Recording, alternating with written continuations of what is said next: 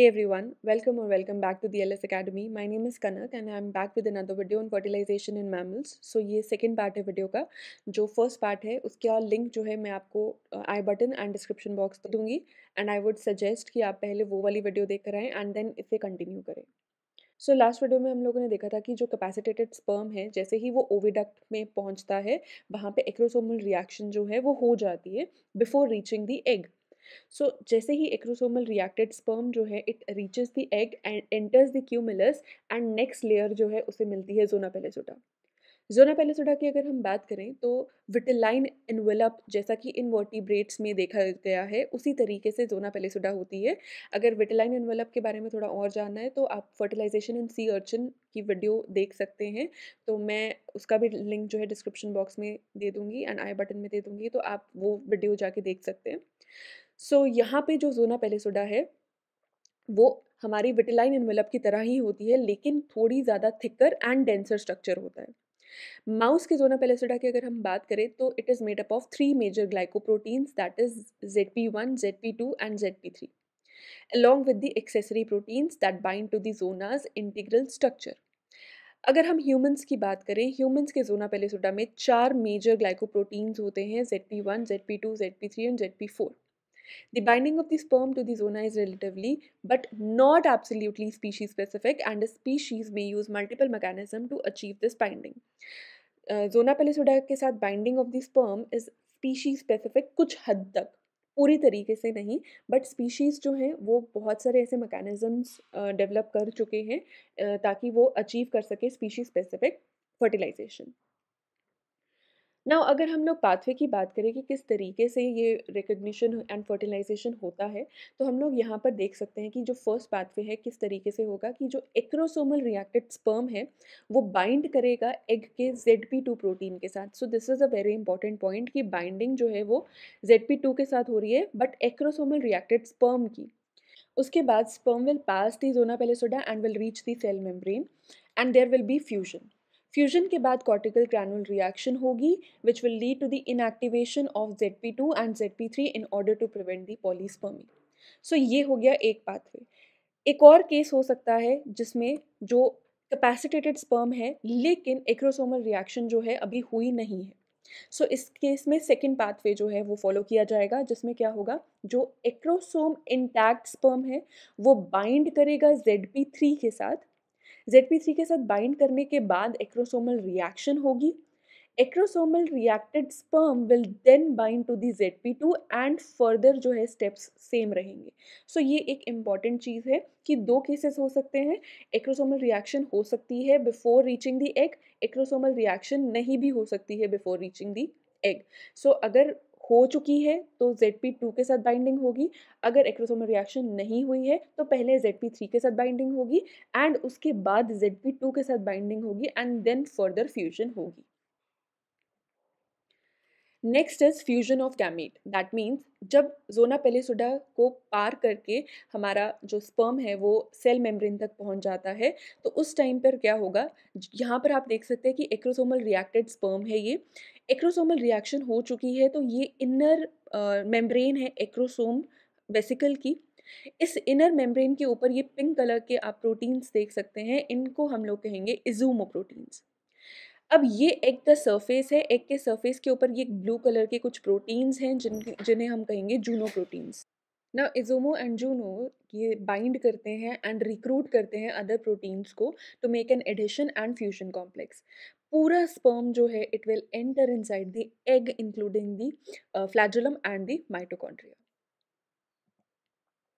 ना एक बारी फ्यूजन हो चुका है अब कोई और स्पर्म आके उसी एग को फर्टिलाइज ना करे तो उसके लिए प्रिवेंशन ऑफ पॉलीस्पर्मी के कुछ स्टेप्स होते हैं जो हम लोग अभी डिस्कस करेंगे. तो सी अर्चिन की तरह यहाँ पे fast block and slow block नहीं होता है. यहाँ पर सिर्फ और सिर्फ स्लो ब्लॉक ऑफ पॉलीस्पर्मी होता है.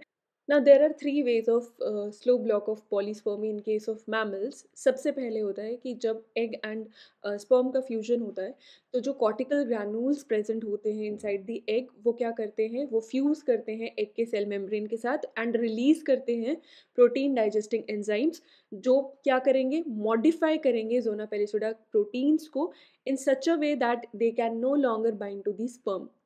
इनमें बहुत ही एक इम्पॉर्टेंट एग्जांपल है ओवास्टेसिन की। ओवास्टेसिन क्या है? It is a cortical granule protease जो कि ZP2 ग्लाइकोप्रोटीन को क्लीव करता है। इसकी क्लीवेज की वजह से अब कोई और स्पर्म जो है वो आके एग के साथ बाइंड नहीं कर सकता। Second way is the formation of zinc shield. अब क्या होगा? जैसे ही फ्यूजन हो जाता है, there is a release of billions of zinc ions from the egg. अब ये billions of zinc ions basically क्या करते हैं? ये इनहिबिट करते हैं हमारी दो important acrosomal enzymes, that is acrosin and MMP2, as well as the enzymes that help establish capacitation. Now ये जो हेवी मेटल हमारा जो जिंक है, ये एक्यूमुलेट हो जाता है on the zona pellucida and in the surrounding cumulus, and इसी को ही हम लोग जिंक शील्ड कहते हैं। एंड ये प्रिवेंट करता है, अगर कोई और स्पर्म जो है वो एग के पास आ जाए तो उसकी एंट्री को ये प्रिवेंट करेगा। नाउ थर्ड मेथड इन्वॉल्व्स दी जूनो प्रोटीन्स। जैसे कि हमने लास्ट स्लाइड में ये देखा था कि जूनो इजोमो के साथ बाइंड करके स्पर्म की बाइंडिंग में हेल्प करते हैं एंड फर्दर फ्यूजन में हेल्प करते हैं। लेकिन एक बार एक स्पर्म जो है वो फ्यूज कर जाता है एग को, now these Juno proteins they are released from the surface of the egg, and उन जूनो प्रोटीन्स को हम लोग सॉल्युबल जूनो प्रोटीन्स कहेंगे। कभी कभी सारे जूनो प्रोटीन्स जो है वो रिलीज नहीं हो पाते, कभी कभी कुछ जूनो प्रोटीन्स जो है वो अटैच भी रह सकते हैं सर्फेस ऑफ द एग। सो अगर कोई भी स्पर्म आसपास होगा, दूसरा स्पर्म, वो आके इनके साथ अटैच करके फर्टिलाइजेशन करवा सकता है। In order to prevent this, जो सॉल्युबल जूनो प्रोटीन्स हैं वो पेरिविटलाइन स्पेस में ही, कोई स्पर्म अगर आसपास पेरिविटलाइन स्पेस में है जो कि फ्यूज़ कर सकता है एग को, वहाँ पर ही स्पर्म के साथ बाइंड करते हैं एंड एग के साथ उसका फ्यूजन जो है वहीं पर स्टॉप कर देते हैं। So this is how the polyspermy in case of mammals is prevented. अब फ्यूजन के बाद एग का एक्टिवेशन होता है। एग के एक्टिवेशन के लिए एक बहुत ही इंपॉर्टेंट फैक्टर जो है वो रोल प्ले करता है, and that is calcium ions. So a transient rise in the cytoplasmic calcium ions is necessary for the egg activation in case of mammals. These calcium ions are released from the intracellular stores. Fertilization triggers this release through the production of IP3 by the enzyme phospholipase C. So phospholipase C क्या करेगा? ये IP3 enzyme का production करवाता है, and IP3 जो है वो further calcium ions को रिलीज करवाने में हेल्प करते हैं इन एग। अब ये जो PLC है, ये कंट्रीब्यूट किया जाता है by the sperm rather than the egg.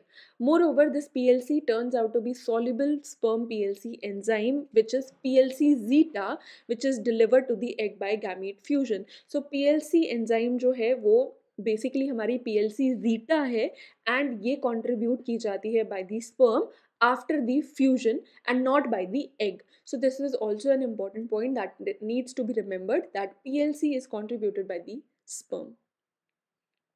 So activation के बाद हमारा जो एग है वो मूव करता है towards the cleavage process. So this was it for the fertilisation in mammals. I hope आप लोगों को जो टॉपिक है वो समझ में आया होगा, एंड ये वीडियो जो है आप लोगों के लिए हेल्पफुल रहेगी। Feel free to ask any question in the comment box, I try to answer it, and do not forget to hit the like button and do share the video with your friends, and do subscribe to the channel. I'll see you next time with a new video. Till then, take care and happy learning.